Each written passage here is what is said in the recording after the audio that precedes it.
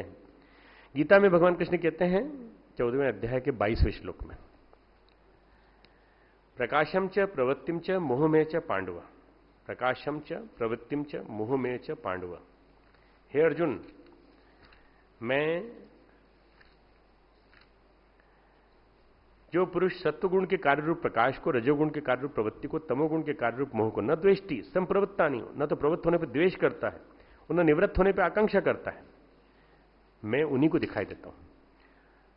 आखिरी में वो कहते हैं जो मान और अपमान में सम है, कर्तापन के अभिमान से रहित है, वही व्यक्ति जो है वो त्रिगुणातीत बन पाता है। त्रिगुणातीत, त्रिगुणों के अतीत, सत्र स्तंभ के गुणों से पारे। तो परिस्थितियां कैसी भी हों, ज्ञानी भक्त हो, उसको वहां रहने में बाधा नहीं है। भगवान ने जिस हाल में रहा है वो रहेगा, उसको बाधा नहीं है। हमारे लिए गेस्ट हाउस का अरेंजमेंट नहीं हुआ, हमारे लिए ठीक से व्यवस्था नहीं हुई, हमारे लिए ये व्यवस्था नहीं हुई। आज के लोगों की शिकायतें सुन लो तो यही सुन लो सारी सारी। व्यवस्था की क्या जरूरत है आपको? अगर आप परमात्मा आपको इसी स्थिति में रखना चाहता है तो इसी स्थिति में रहो। पांडिचेरी से अरविंद गए, परिस्थितियां बड़ी विषम थी, खराब थी, अंग्रेजों के जासूस पीछे लगे रहते थे, गुंडे बदमाश भी बहुत थे पांडिचेरी में। फ्रेंच कॉलोनी थी, तो फ्रेंच कॉलोनी का माहौल ऐसा था, गुंडे बदमाश थे। सुब्रमण्यम भारती एक प्रसिद्ध कवि हुए हैं, उन्होंने भी भारत के बारे में, भारत का ओजस जगाने के लिए उन्होंने बहुत सारी कविताएं लिखी अंग्रेजों के खिलाफ। वो भी भाग करके पांडिचेरी आए।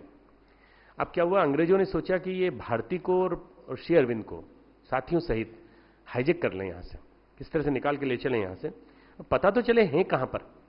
तो नलिनीकांत और मणिलाल आदि सभी वेश बदलकर उनके साथ रहते थे।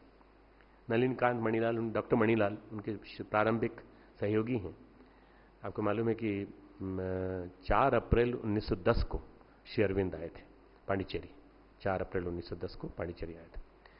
और पांडिचेरी इसलिए आए थे कि अंग्रेज लोग अपनी कॉलोनी में, अंग्रेज लोग अपने देश में उनको गिरफ्तार कहीं भी कर सकते थे। पांडिचेरी फ्रेंच कॉलोनी था, तो यहां घुसने के लिए वीजा लेना पड़ता था और यहां अंग्रेज लोग नहीं आ सकते थे। अंग्रेज और फ्रेंच में संधि थी, यहां नहीं आ सकते। एक दिन एक जासूस आया, भारतीय था, भारतीय मतलब हिंदुस्तानी, काला जासूस। उसने पता लगा लिया और अंग्रेजों के पास संदेश दे दिया उसने, मैंने पहचान लिया है अरविंद कहां है, श्री अरविंद कहां है, मैंने पता लगा लिया।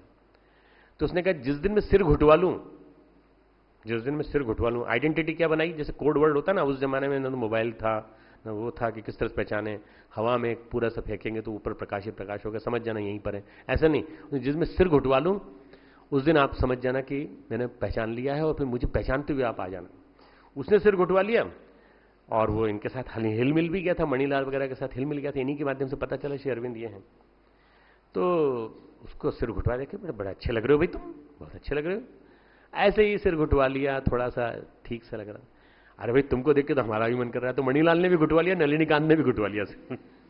4 लोगों ने सिर घुटवा लिया। अब जब 4 लोगों ने सिर घुटवा लिया तो अंग्रेज कंफ्यूज हो गए कि भाई ये तो क्या हो गया। फिर 4 लोगों ने घुटवा लिया तो इन आश्रम में कुछ 4-5 मजदूर भी थे। उन्होंने कहा भी इन 3-4 ने घुटवा लिया, जरूर कोई खास बात रही होगी, जरूर कोई खास बात रही होगी। तो उन्होंने भी सिर घुटवा लिया, सबने सिर घुटवा लिया। एक परंपरा है अपने देश में, अगर कोई एक काम करता है सब लोग वही काम करते हैं, है ना। कान में छेद करा लिया एक ने, सबने कान में छेद करा लिया। क्यों कराया? वो उसने कराया था ना, तो हमने भी करा लिया कान में। बाली पहन ली, क्यों बाली पहन ली? वो उसने पहनी थी ना, इसलिए हमने भी पहन ली। अरे भाई कोई औचित्य तो पता लगाओ कि क्या है। तो वो सिर घुटवा लिया। अब योगी लोग हैं, सबने सोचा योगी लोग हैं, मेरा भेद पता चल गया इन लोगों को। क्यों सिर घुटवाए मालूम है? ये योगी लोग हैं, योग करते रहते हैं, सुबह शाम ध्यान करते रहते हैं, तो इन लोगों को मेरा भेद पता चल गया।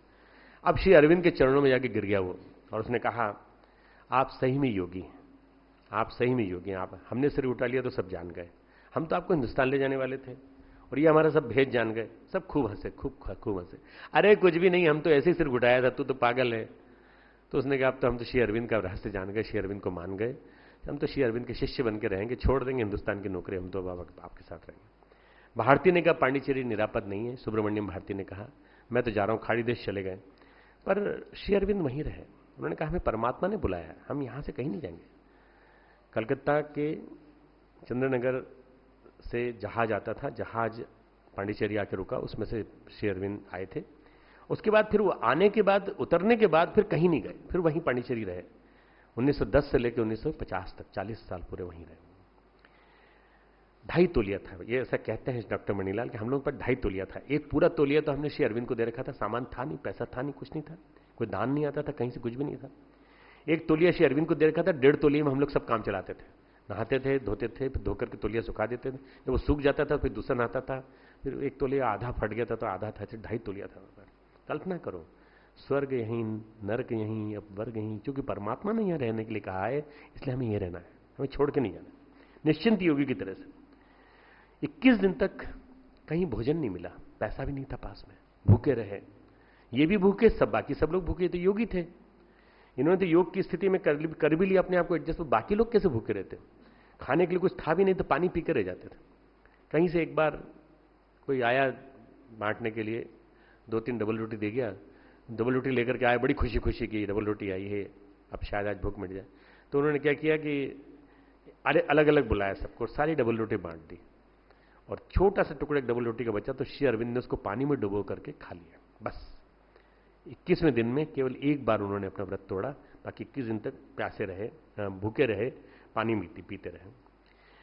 भक्त जानता है कि भगवान को मालूम है, भक्त को यह मालूम है कि भगवान जानता है कि हम किस स्थिति में हैं। 21वें दिन श्री अरविंद ने एक चिट्ठी लिखी और उसमें लिखा, एक वाक्य लिखा, भगवान को अंतिम समय में मदद करने की आदत पड़ गई है। भगवान परीक्षा लेता है और अंतिम समय में मदद करता है, ऐसा लगता है। हम कुलाधिपति कुटीर जा जाके थक गए। एक दिन बुलावा आया, हमारी बात सुन ली गई, पता चला, तो भगवान को अंतिम समय में मदद करने की आदत पड़ गई। थक जाते हैं, परेशान हो जाते हैं, तो हमारी बात सुन ली जाती है। ज्ञानी भक्त सब जगह, उस भक्त ने जिसको उन्होंने लिखा था, चिट्ठी लिखी थी, उसने पैसे अरेंज कर दिए। उसके बाद धीरे धीरे आश्रम बना, और आज देखो आप कितना करोड़ों अरबों का आश्रम है पूरा के पूरा। कहां से स्टार्ट होता है? ज्ञानी भक्त सब जगह भगवान की लीला है, सब जगह भगवान की लीला। नार की परिस्थिति में भी भक्त आधार को देख लेता है। तो स्वर्ग में भी, सब जगह, स्वर्ग में भी, नरक में भी, धरती पे कहीं भी रहना पड़े, नार की परिस्थिति में रहना पड़े, पर भगवान को भक्त को भगवान दिखाई पड़ते हैं। किस रूप में? धनुष बाणधारी राम दिखाई पड़ते हैं, अर्थात भगवान का रूप दिखाई पड़ता है, तो उसको निराशा नहीं होती। हम छोटी छोटी परिस्थितियों में परेशान हो जाते हैं, मदर डेयरी कब लगेगी मालूम नहीं, चाउमीन वहां से चालू होने वाला है, नवरात्रि कब खत्म होगी मालूम नहीं, तुम लोग क्या खाते हो, जंक फूड खाते हो, पौष्टिक भोजन करो, तुम लोग नहीं खाते हो? बहुत बहुत अच्छे बच्चे, जो खाता है उसके लिए बोल रहा हूं कि खाओ, पौष्टिक चीज खाओ, व्यवस्था बना रहे हैं, पूरी व्यवस्था बना रहे हैं, मुश्किल से 14-15 दिन लगेंगे और तुमको सारा पौष्टिक चीज यहां मिलेंगी, वो खाओ, मना किसी ने नहीं किया है।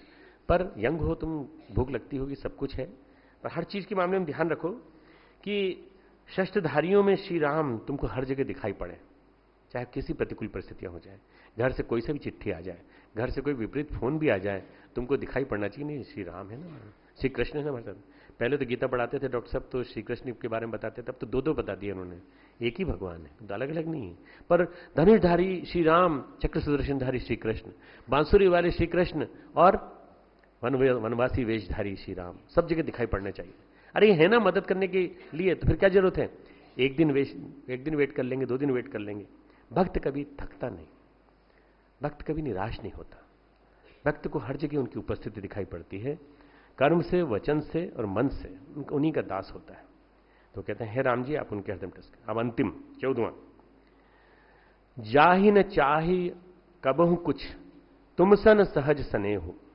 इसको कभी कुछ नहीं चाहिए, तुम सन तुम्हारे साथ, सहज सने आपके साथ स्वाभाविक प्रेम है, आपसे कुछ नहीं चाहिए। भाई दोस्ती कोई मतलब की तो नहीं है तुम्हारी, भगवान पूछते